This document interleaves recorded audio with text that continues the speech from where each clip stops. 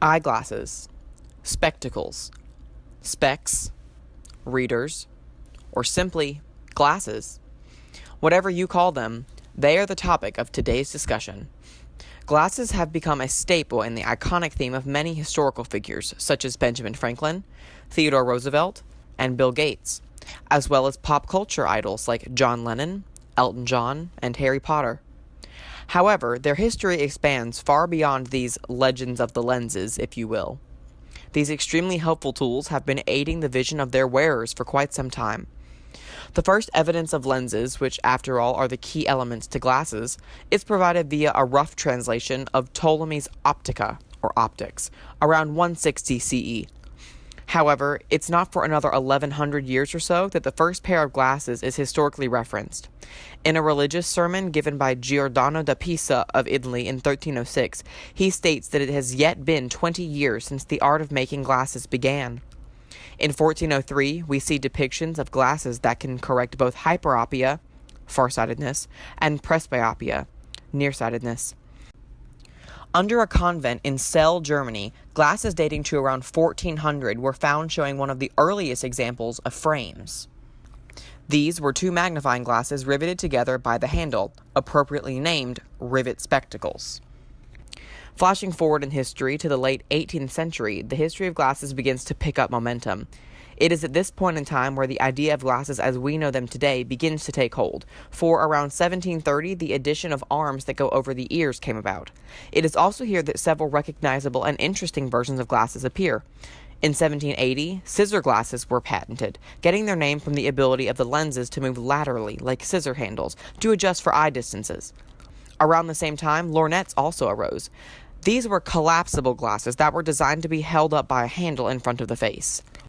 In 1784, Benjamin Franklin wrote that he had invented a type of glasses that could help the wearer see things that were both far and near. We know these today as bifocals. Only 41 years later, the British astronomer George Airy invented lenses that could correct an astigmatism. One of the most important ways in which glasses have influenced society is by way of fashion. There have been many decades in history that have been characterized or at least had a distinct trend in glasses. In the 1880s, rimless glasses were popular. These glasses completely removed the frames and mounted the lenses to the nosepiece.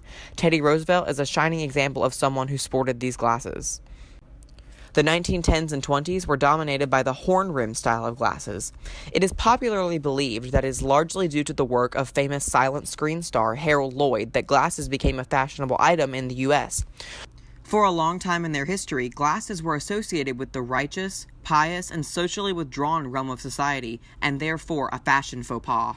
This actor and comedian sported the style of glasses common to the era, known as horn-rim glasses, so named for the features located at the temples. The 1930s saw the rise of classic spectacles, as well as the introduction of the first Ray-Ban aviators. The 40s and 50s were quite possibly the biggest decades in glasses fashion history. The most popular trend in the 40s were brow line glasses. This style combined thin metal frames on the sides and bottoms of the lenses with thicker plastic on the top, which resembled eyebrows. These were extremely popular because the brows became interchangeable, allowing for the wearer to customize the glasses. Another extremely recognizable glasses trend arose in the 1950s with cat-eye glasses. These were most popular among the women of the era. These were extremely synonymous with the era now and in a large number of films and shows set during the period, among them being Grease. The 1960s and 70s gave way to the fun geometric shapes as well as bug-eye trend. The variety of looks and styles in this period was immense, from the simple large-rim glasses to the Eskimo style to items similar to the glasses worn in the television room of the Willy Wonka chocolate factory.